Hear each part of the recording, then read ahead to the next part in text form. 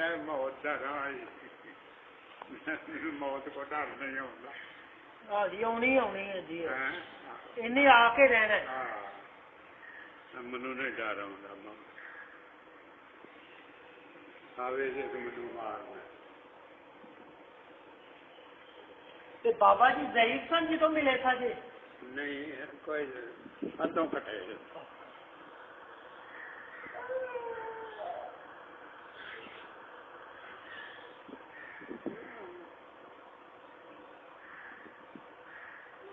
वो भी मैनू आंदे हैं कि मौत का राज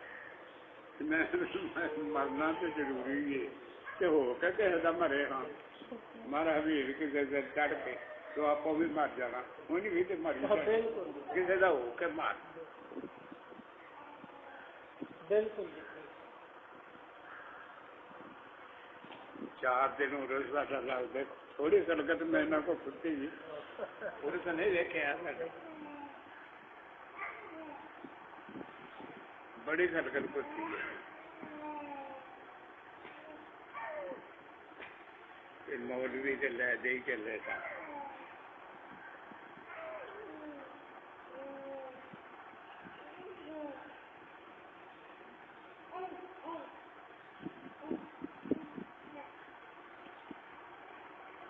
मौलवी ने बड़ी दुआई दी थी भाई ये खाओ घर ये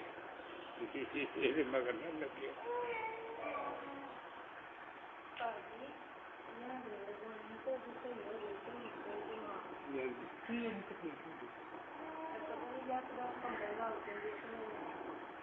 आंधी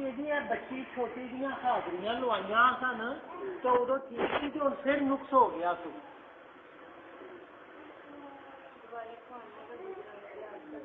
पानी नहीं थे खड़े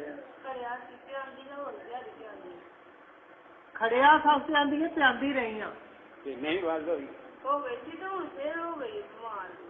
वल हो के ते फिर अपने विच फर्क पिया ना अगर वधी नहीं ना अल्लाह का नाम लैके ते फिर मुहब्बत नाल ओनू लैके तुरी बैठे जो राम आ जाए तो फिर परत के नेड़े ना जाइए ये बीमारी है चलो काम निकल गया साईं अपने घर से अपने घर ये साईं डैड है बड़ा ले कितने गई सुराम बड़ी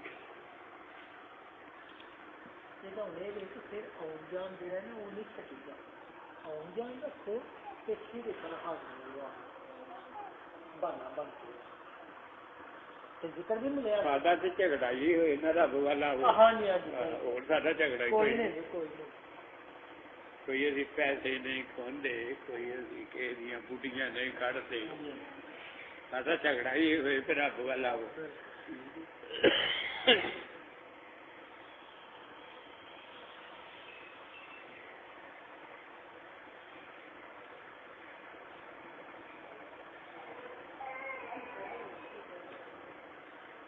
बड़े बड़े दनावा लोगों भी मेरे ते रहम खा के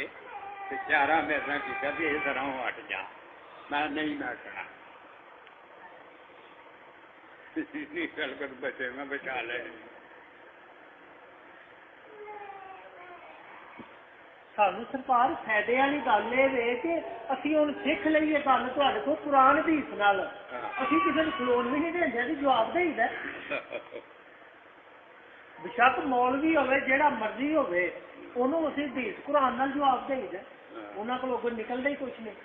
आ जाके मैं जी वड्डियां वड्डियां सामने नाल गल करके देखीए ਉਹ ਆਂਦੇ ਨੇ ਸਾਰਾ ਕੁਝ ਠੀਕ ਹੈ ਬਸ ਤੁਸੀਂ ਨਮਾਜ਼ ਨਹੀਂ ਪੜ੍ਹਦੇ ਬਸ ਇੱਥੇ ਜੀ ਆ ਜਾਂਦੇ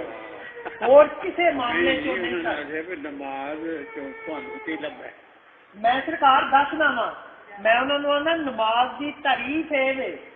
ਕਿ ਹਜ਼ੂਰ ਨੇ ਫਰਮਾਇਆ ਨਮਾਜ਼ ਨੂਰ ਹੈ ਨਮਾਜ਼ ਬੇਹਯਾਈ ਤੋਂ ਰੋਕਦੀ ਹੈ ਮੈਂ ਸਰਕਾਰ ਉਹਨਾਂ ਨੂੰ ਇਹ ਆਂਦਾ ਕਿ ਜਿਹੜੀ ਚੀਜ਼ ਮੈਨੂੰ बेहयाई तो रोकिया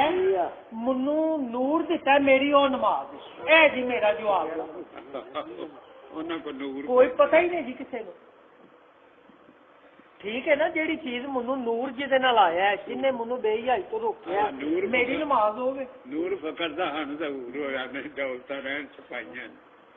ਆਸਮੰਦ ਖਲਕਤ ਰੁਜੂਆਨ ਅੱਗੇ ਫਕਰ ਚਾ ਕੋਟ ਨੂੰ ਆਈਆਂ ਦਿਠਾ ਫਕੀਰ ਦਾ ਜਦੋਂ ਰੰਨਾ ਦੁਆਰੇ ਮਾ ਕੇ ਇੱਕ ਦਰਸ਼ਨ ਲੈਣ ਫਕੀਰ ਆਈਆਂ ਆਸਾਂ ਰੱਬ ਨੇ ਤੁੱਤ ਉਹ ਵੇਖਣ ਵਾਸਤੇ ਜਿਹੜੀਆਂ ਉਹਨਾਂ ਦੇ ਘਰ ਜਾਂਦੇ ਨੂੰ ਕੰਮ ਹੋ ਗਏ